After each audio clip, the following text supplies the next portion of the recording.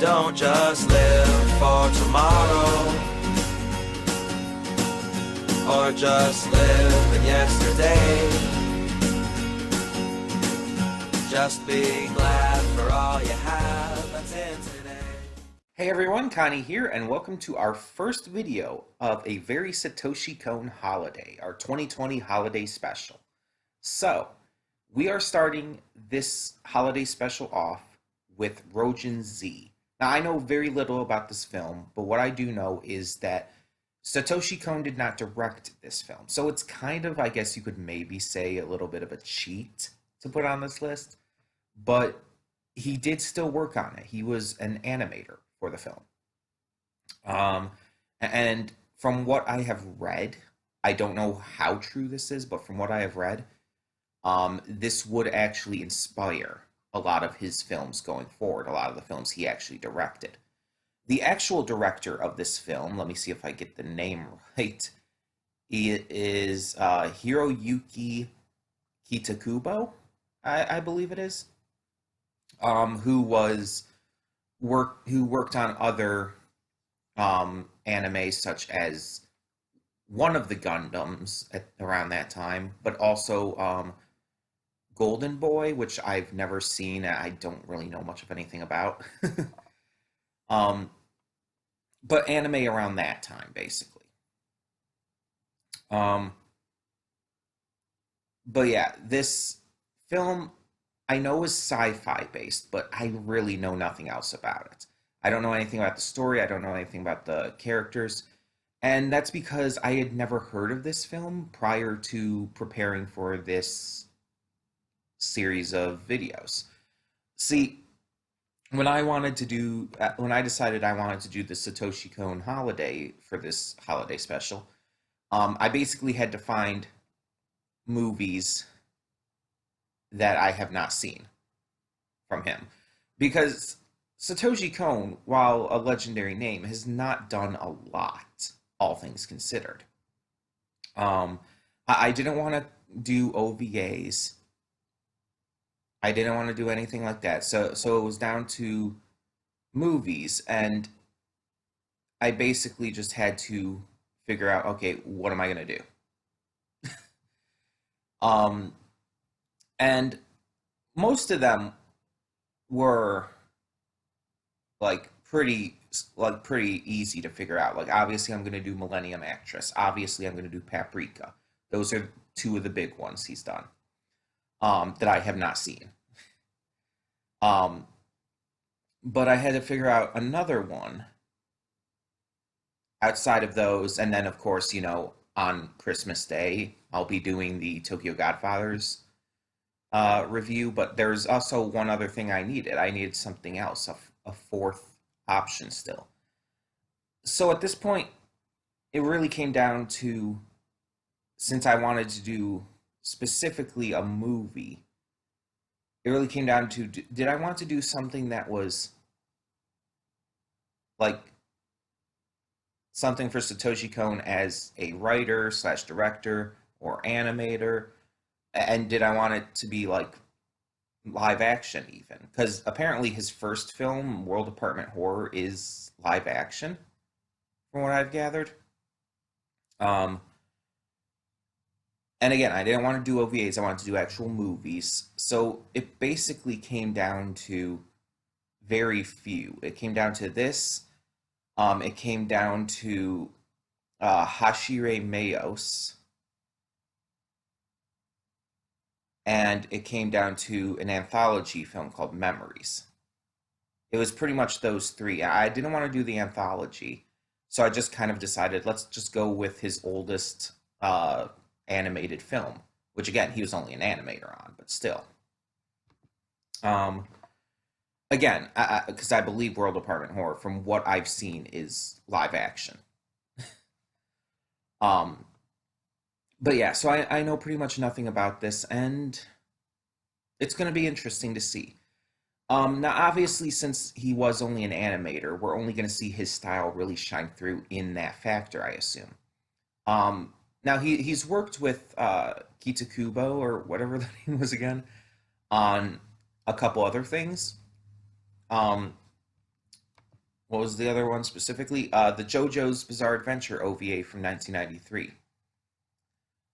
He actually co-wrote that with Kitakubo. He did storyboard and direction for episode 12 as well, and animation for episode 9. So he did a lot with that, which is really interesting, and I have seen that already. Otherwise, like, I may have considered that, even though I was like trying not to go with OVAs. But yeah, it's like these two have worked together, and I've seen the original OVA for JoJo, and it's okay. It's nothing compared to the current generation that started in 2012. But yeah. Um, so even though his style's only gonna come through like maybe in the animation and all, I'm still hoping for a very good film here. Um, because with these two having worked together, they might have similar styles. They might have similar ideas. Um, but I fully admit that this one is kind of a cheat putting on here because it's still a Satoshi Kon film. It's still a film he worked on, but just not in the same way. Um, so yeah, the rest of the stuff on this list, the rest of the stuff for the rest of the Satoshi Kon Holiday special, will all be like directed stuff and all. Like I already said, we have Millennium Actress, we have Paprika, and then we're gonna have Tokyo Godfathers as a review. So, since I don't really know anything else, we should probably get right into this.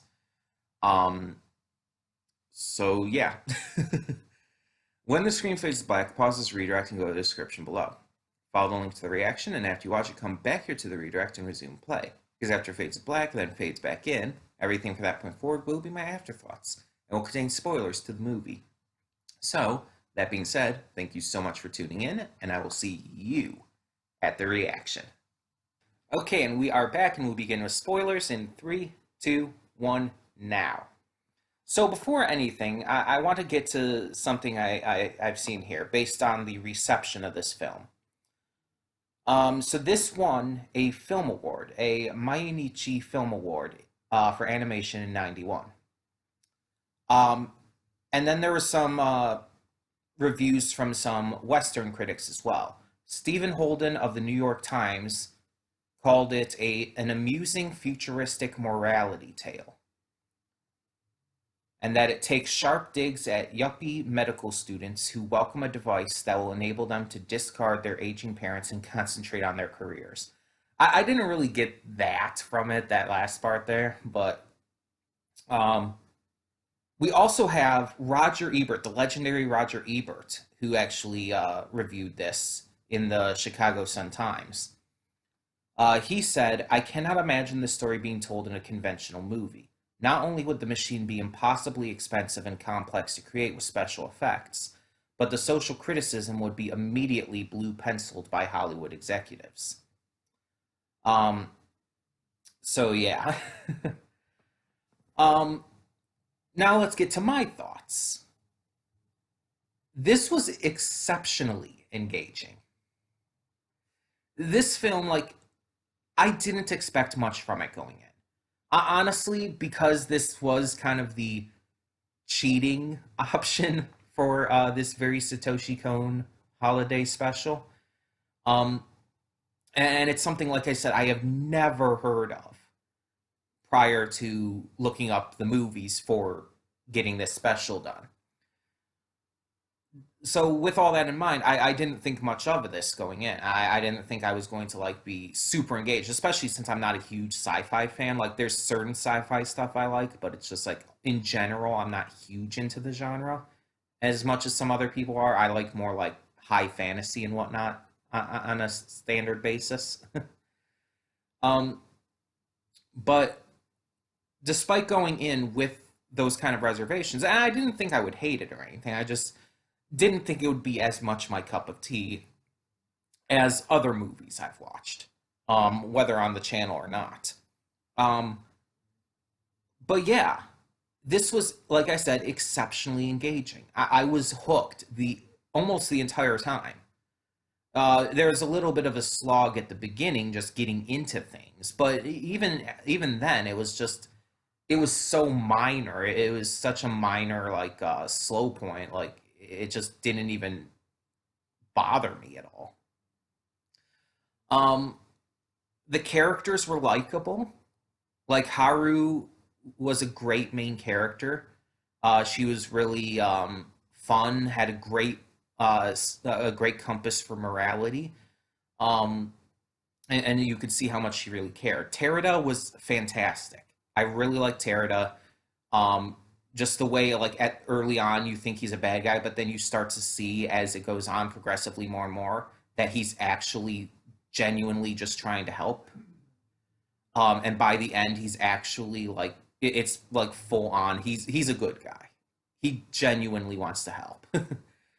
um, and you have Hasegawa, who you find out is the real bad guy, and that this was all like a test for uh, like weapons grade robots and computers and technology and shit. That the medical beds, while they were going to be making them still, it was a test. It was just them trying to see like what this could do before they really did what they planned to do with it. Um, he was scum. And I'm glad he got arrested. I'm glad that he got socked in the face like that. That was so cathartic. Mr. Takezawa or whatever it was, he didn't have much character, but he wasn't really meant to. He's like this, as I read here, because I don't think it actually said the specifics in the movie. I might be wrong, but it notes here. Where is it? Where is it? Um, Takazawa, yeah. He's an 87-year-old dying widower. He's an invalid and has to be cared for pretty much constantly. So yeah, I was kind of right in the idea that he was aware of his surroundings and stuff, like he knew what was going on and all, but at the same time he was gone far enough where he did need constant help, constant attention and medical care. So yeah, I was thinking like maybe he could take care of himself to a point, but no, not really. Um, so he didn't really have much of a character because of it. All we really got from him was the stuff with him and his wife, which like he was sad about missing his wife and stuff, and like he started, of course, because of the voice that was put in thanks to Haru and them. Um, he connected with the robot based on the voice and everything, and started like seeing her as his wife, which is a little silly, but hey, that's fine. Um, Haru's friends were kind of just okay for me. Like I didn't hate them, I didn't dislike them even, but it's like they were just they didn't have enough to do. I feel like they were in throughout the movie, but they didn't have enough to where it's like they really left an impact on me. Um, it just yeah, there just wasn't enough. Just simple as that. And the other characters that really focused on were the old men at the hospital, the hackers. They were fantastic. Like I loved them. As I said in the reaction, you don't normally see old people as hackers. Usually in movies and media in general, the hackers are the young people, and a lot of times they'll even be portrayed as kind of these stereotypical nerds or shut-ins, like those kind of characters. A lot of times. Um, but it's rare that you actually see like an old person who's a hacker because usually in media old people are portrayed as not understanding technology, and there's a lot of old people in real life who don't understand technology as well, but there's also plenty of old people who do. So it's like it's kind of like a not entirely accurate stereotype at all, Well, then again, it's a stereotype, so to be fair. um, but yeah, it's so widespread in like conscious thought and media. But it's like here you see kind of the complete opposite. You see these old men who are just so expertly hacking these machines and these companies, and it's like, and they're so useful. Not once do they ever like get in the way. Not once do they ever mess up, or make a notable mistake with it. Everything they do is useful and seen as very helpful and necessary. Like they're not made to be shown as wrong or crazy or even that weird. They're more shown as they're basically displayed through the movie as kind of being partial heroes, helping with everything that needs to be helped with. They are definitely definitely helpful, and I don't want to say responsible because that just sounds like accusatory or something. But they're definitely one of the reasons why, like this robot, the military one, the combat one, was able to be defeated. Without their help, like she wouldn't have known what to do, and she wouldn't have been able to stop it. Um, the action in this film was great. It was very old school, like from those like '80s anime and shit. Like I've seen this kind of animation plenty before, this kind of style and everything. Um, and it's like it's cool and it worked here. There was also a bit of comedy in this film, and I don't know how intentional that was. There was a bit of comedy. There were like moments that were just like so unnecessary, like unreasonably funny. It's like one when they after they defeat the military robot, you just see the cat like come out of it and just run off. It's like wait, what? And then at the end when Mrs. Takizawa, let's just call the AI that Mrs. Takizawa, she comes back and she has like that big Buddha statue as a head and torso. It's like, ooh, what? There were just moments in this that were just funny. Even the moment where like when Mrs. Takizawa is on the monorail rail, and she just jumps down and catches onto the car as it's coming and just like climbing along the or like running along the bottom of it basically like through using the windows as handles, and it's like what? It's just it's so ridiculous, and I want to believe it was intentional because this film it definitely seems like it's trying to obviously tell this kind of message about the overzealous state or the dangers of overzealous technology and stuff, but also it's not taking itself too seriously. It's trying to have a fun time with it, and I think that's what sets it apart from other movies that try to do this kind of thing, that try to tell this kind of message. It doesn't take itself too seriously. It has fun with it. It's ridiculous, and it knows it's ridiculous, so it just kind of rolls with it and just makes it an enjoyable ride, but still gets that message across nonetheless. And it's really interesting. But at the same time, like I said, it was so engaging. It was just so fun to watch. It was entertaining as hell, and it was pretty short too. Like an hour, 15 minutes. That's pretty generally short. Like when you compare to a lot of modern day films and all. Um, an hour 15 minutes is pretty much nothing. Um, but it's like I was just so invested the entire time. I wanted to see what would happen, and the characters kept surprising me. The progression of this of the AI kept surprising me. It was just fun to watch. I really enjoyed this. I really enjoyed this. Um, but tell me in the comments below what you thought of Roujin Z, or it might be pronounced Roujin. It might be actually pronounced Roujin Z. because it sounded like they said that at one point.